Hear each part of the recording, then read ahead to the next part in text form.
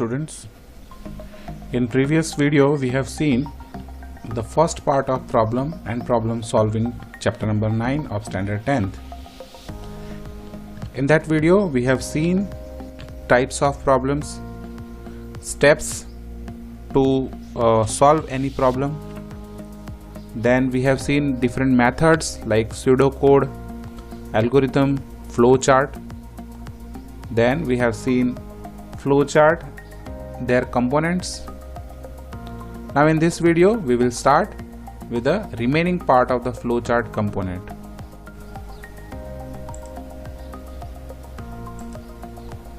Flowchart symbols, part 2. A decision symbol.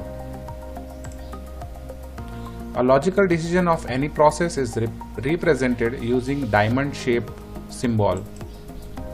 It is called a test symbol. A decision box is used in two circumstances.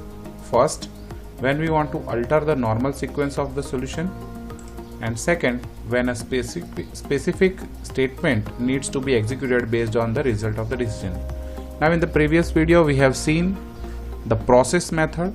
In that we have seen the rectangular shape that is used for the process. Now processes are also of two types. First is the arithmetic process, where we need a direct calculative processes, and second is the decision structures or decision process, that is called logical process. For logical process we are using decision symbol. Okay, decision symbol is represented using diamond shape. You can see here the test symbol here. A flow is coming from here, then a decision is taken. Based on that, the next process will be followed. Test symbol use. First, when we want to alter the normal sequence of the solution. Now how it will work when we want to alter the normal sequence. Here the flow is coming. Here we are having the test condition. If test condition gets true, then certain statement will be executed, and if it gets false, then it will directly jump to the next flow. When a specific action needs to be executed based on the result of decision. Now here flow is coming, condition. If condition gets true, then a statement execution of true condition will be executed. If condition gets false, then the statement execution for false condition will be executed. And finally it will move to next process. Maybe it will be the end, or maybe it will be the next process. Multiple conditions. Sometimes we may require more than two alternatives to take a decision. In such situation, more than one decision box can be combined to form required alternative. Here we can see test condition 1. If it gets true, then statement will be executed, that is set 1 executed. If it gets false, then we will jump to the next condition. If the next condition gets true, then next part will be executed. If the next condition also gets false, then we are moving to the next condition, condition number 3. If it is true, then a new set will be executed.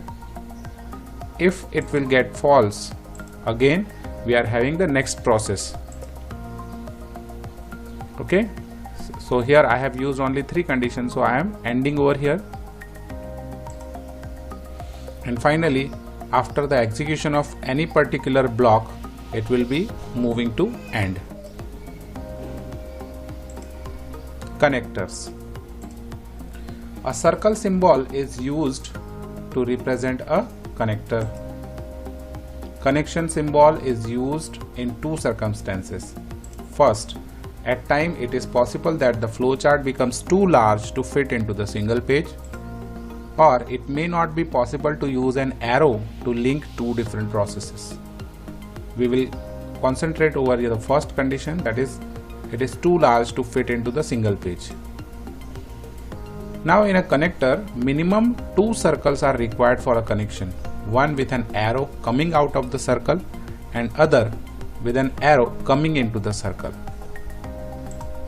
You can see here, this is the first symbol which will be displayed on a page 1. Means suppose I am creating a flow chart and my processes are still pending. At the end of page 1, I can create this symbol with any character A, and on the next page I'll start with like this. So this is the connector, it is ending with A and it is beginning with a A. Okay, same way if we are having multiple pages like page 3, page 4, page 5, then on a page 2 we will end with the connector B, and on the page 3 we will start with the connector B. Okay, so that's all for today. This is the end of flowchart part. Okay, now homework. Learn the example of flowchart given in the textbook, collect the query and post it on a Google Classroom. Now student, you have to learn the examples of flowchart which is given in your textbook from page number 179 to